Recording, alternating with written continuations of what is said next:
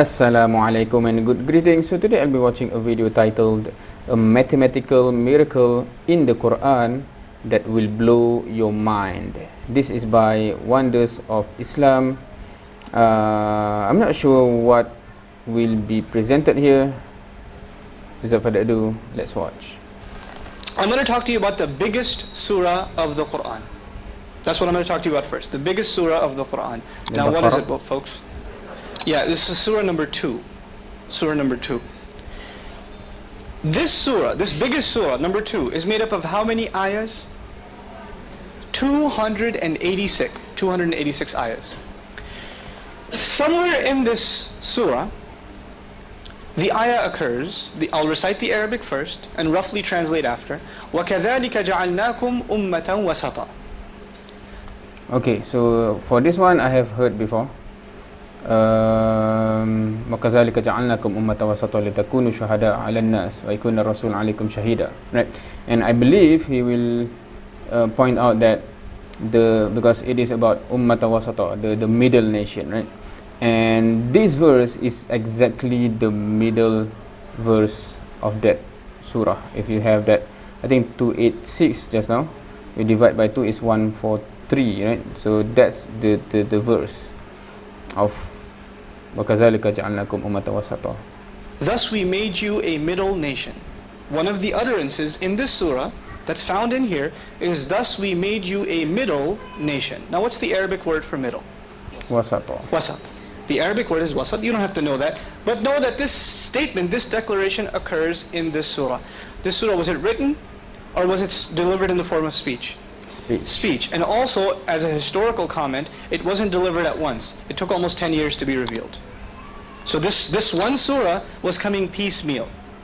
And while it was coming down, pieces of other surahs were also being revealed. And the messenger would instruct his companions, these ayahs belong to this surah and those ayahs belong to that surah. But when the whole thing is said and done, Baqarah, the second surah, is made up of 286, and in ayah number, listen to this carefully now, in ayah number 143,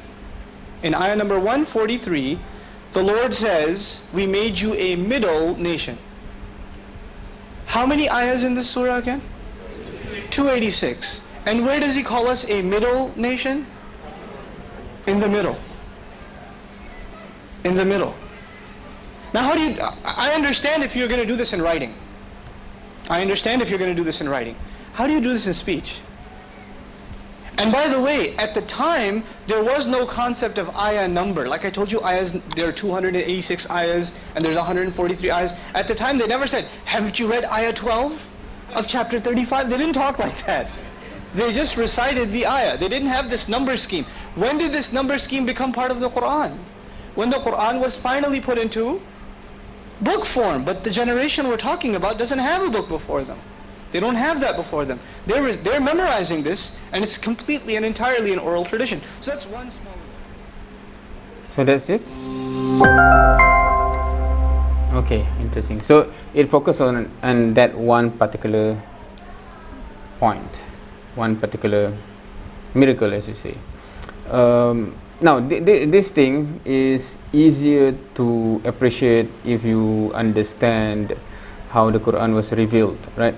Because I think, based on my experience, conversation with Christian friends, because they always assume the Quran is the same way as the Bible, as it is primarily a written work, right?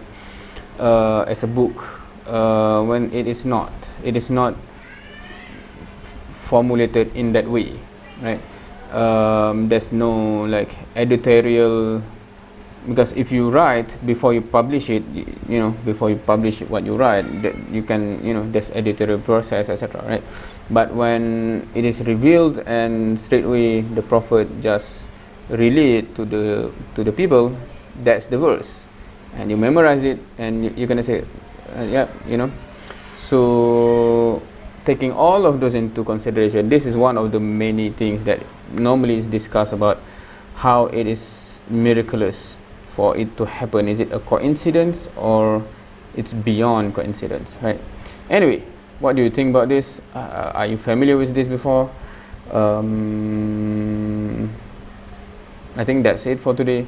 Thank you for watching. See you next time.